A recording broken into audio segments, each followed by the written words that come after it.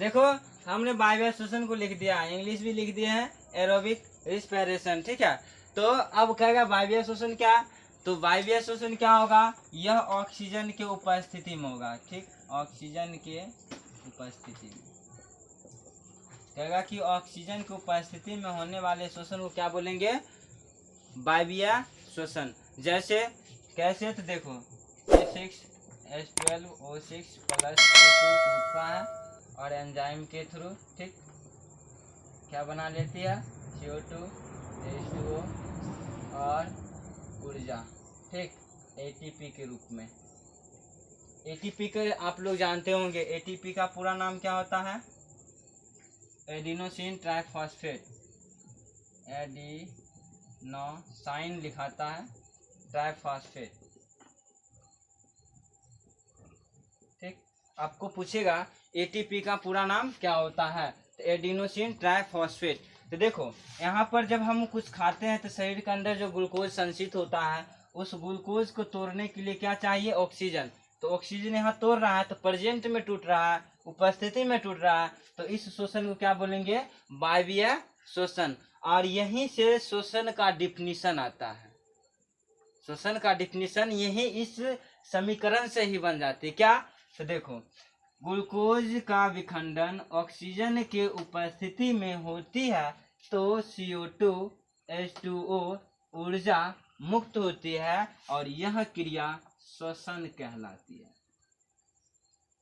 अब बच्चे वाले जो है सांस लेना और छोड़ना, ये गलत हो जाता है, वो कहलाता है, सुन लो, श्वासोच्छ्वास कहलाता है, श्वासोच्छ्वास ये कहलाती है। सांस लेना और छोड़ना वो श्वासोच्छ्वास कहलाती है, ना कि श्वसन कहलाती है। तो अब जो है आप लोग 10th में आगे हो तो सांस लेना छोड़ना ये सब बोलते हो ना, तो लगता है कि एक बच्चे आके बोल रहा है डिफिनीशन, ठीक।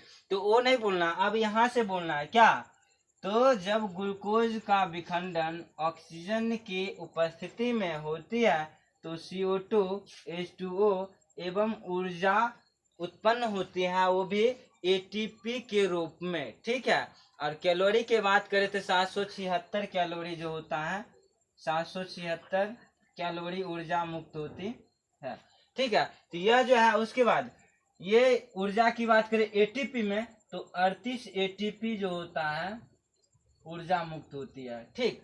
तो आपको पूछेगा ऑक्सीजन वायवीय श्वसन तो ऑक्सीजन की उपस्थिति में होगा। उसके बाद ये कहाँ होगी, तो देखो यह जो श्वसन है ये कहाँ होगी, तो माइटोकॉन्ड्रिया में होगा, ठीक,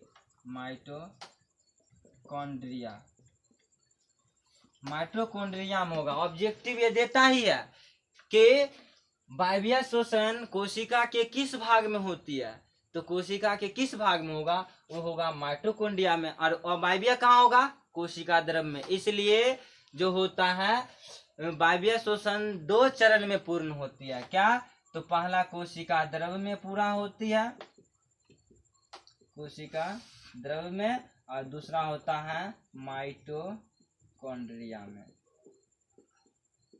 अच्छा यहाँ पे एक चीज आ गया, माइटोकॉन्ड्रिया, ठीक। माइटोकॉन्ड्रिया की खोज किसने किया, तो पहले बार जो है माइटोकॉन्ड्रिया की खोज जो है अल्टमैन ने किया था, अल्टमैन ने किया था। और उसने माइटोकॉन्ड्रिया का नाम क्या दिया था, तो दिए थे बायोब्लास्ट, ठीक है, बायोब्लास्ट। उसको नाम नहीं पता था, इसलिए माइटोकॉन्ड्रिया का जो पहले बार खोज किया अल्टमैन, और उस समय उसका नाम क्या रखा, बायोब्लास्ट। उसका माइटोकॉन्ड्रिया नाम नहीं रखा गया, उसका नाम रखा गया बायोब्लास्ट। लेकिन माइटोकॉन्ड्रिया नाम किसने दिया, तो माइटोकॉन्ड्रिया नाम दिया है कौन, बेंडा।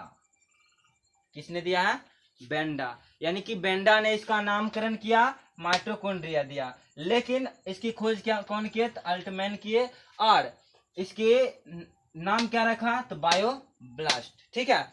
अब ये नामकरण की बात करें तो बेंडा ने कब किया, 1890 ईस्वी में, ठीक। तो ये हो गया माइटोकॉन्ड्रिया। तो 2 चरण में पूर्ण होता है कौन, वायवीय श्वसन। कितने चरण में, 2, कोशिका द्रव में और दूसरा माइटोकॉन्ड्रिया में। अब माइटोकॉन्ड्रिया में क्या बनाता है, तो यही माइटोकॉन्ड्रिया में ग्लूकोज उपस्थित होता है, ऑक्सीजन यहाँ से मिलते हैं और मिलने के बाद ये क्या टूट जाता है, CO2 H2O और ऊर्जा में टूट जाते हैं और इससे क्या होता है, एनर्जी हमारे शरीर में मिलती रहती है। और जब ज्यादा बन जाता है तो वही एनर्जी ATP के रूप में संचित हो जाता है। तो यहाँ से 2 ऑब्जेक्टिव याद रखना। ATP को कहा जाता है सार्वजनिक ऊर्जा का वाहक। कहेगा सार्वजनिक ऊर्जा का वाहक किसको कहते हैं, तो वो किसको कहते हैं, ATP को कहते हैं। किसको कहते हैं, ATP को। लेकिन ये ATP बना कैसे, तो ग्लूकोज विखंडन हुआ, ग्लूकोज का विखंडन हुआ तब जाके एनर्जी मुक्त हुआ। और यही यहाँ से ऑब्जेक्टिव पूछता है कि कोशिकीय ईंधन किसको बोलते हैं। कोशिकीय ईंधन, ईंधन मतलब आप लोग जानते हैं कि जलने वाले, जब हम जलाते हैं तो उससे ऊष्मा मिलता है, कार्बन डाइऑक्साइड गैस बनती है, तो उसको ईंधन बोलते हैं। ठीक, तो यहाँ पर कोशिकीय ईंधन किसको बोलेंगे, कोशिका के अंदर भी ईंधन है। और ईंधन मतलब क्या है, ऊर्जा देने वाले। जब हम खाना बनाते हैं तो लकड़ी से खाना बनती है, तो लकड़ी जब जलती है तो उससे एनर्जी मुक्त होता है, ऊष्मा मिलती है, तब ना खाना बन जाता है। और वही शरीर में क्या होता है कि ग्लूकोज जब टूटता है तो टूटने के बाद हमको क्या मिलता है, ATP। ये क्या है, ईंधन है। अगर ये नहीं रहेगा शरीर में तो हम काम करना बंद कर देंगे, हम काम नहीं करेंगे। कहते हो कि काम करते करते हो अब थक गए, थकना क्या है, ये ATP खत्म हो गया, शरीर में खत्म हो गया तब तो हम थक गए। अगर ATP हमको मिलते रहता, शरीर में एनर्जी मिलते रहता तो हम काम करते रहते। तो यहाँ पर जो है कोशिकीय ईंधन किसको बोलते हैं, तो ग्लूकोज को, C6H12O6। ठीक है, तो 2 ऑब्जेक्टिव याद रखना कि सार्वजनिक ऊर्जा का वाहक किसको बोलेंगे, ATP को। ATP का नाम क्या होता है पूरा, एडिनोसिन ट्राइफॉस्फेट। और कोशिकीय ईंधन किसको बोलते हैं, C6H12O6 को बोलते हैं। ये हो गया किसके बारे में, वायवीय श्वसन के बारे में। और हो सकता है इसमें ग्लूकोज का पूर्ण विखंडन होता है। ठीक है, इसमें क्या होता है, ग्लूकोज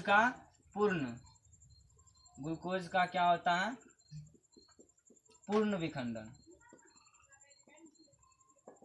उसके बाद इसमें एनर्जी कितना मुक्त होगा, 38 ATP।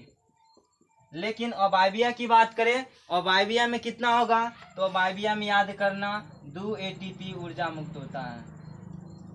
ठीक है, तो ये सब जो है हम बतला रहे हैं आपको अंतर में काम आएगा। वायवीय और अवायवीय श्वसन में अंतर जो आती है वो अंतर में आपको ये लिखने में काम आएगा। ठीक है, तो इस वीडियो में इतना ही। आगे आप लोग अगर कमेंट करोगे तब लेकर आऊंगा अगले जो टॉपिक है उसके बारे में डिटेल से पढ़ाऊंगा। ठीक है, तो ये वीडियो आपको अगर पसंद आए तो आप इसको लाइक कर देना, सब्सक्राइब करना और बेल आइकन की घंटी दबा देना, ताकि अगले वीडियो की नोटिफिकेशन आपको मिलते रहे कि कब वीडियो अपलोड हुआ और नहीं हुआ। ठीक है, तो आपको धन्यवाद भी देता हूं कि आप मेरे चैनल पे आप अपने कीमती समय दिए, इसके लिए धन्यवाद और मैं आपका सदा आभारी रहूंगा।